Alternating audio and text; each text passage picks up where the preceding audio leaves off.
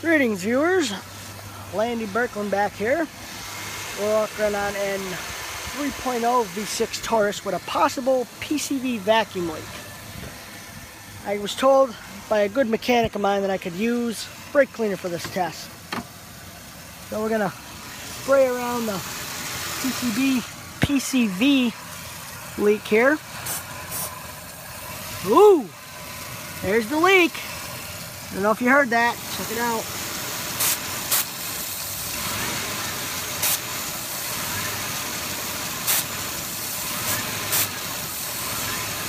There we go. There's your leak. I'm down there.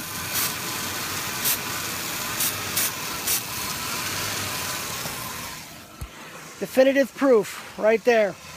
PCV valve leak. And another video,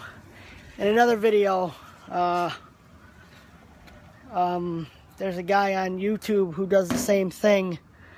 He says that he has a PCV valve elbow problem, and but he doesn't do that. But you could tell in the video that it's a PCV valve leak. And we determined that, ladies and gentlemen, it is in fact a PCV valve leak that was causing the high long-term trim fuel bank spike, as I would call it. So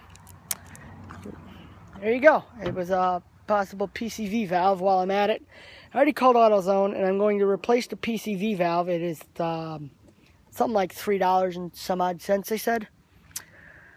So I'm gonna get that. The hose wasn't available, so I'm gonna try something a little bit different. I'm not gonna tell you what, because I'm sure people are gonna be screaming at me not to do it.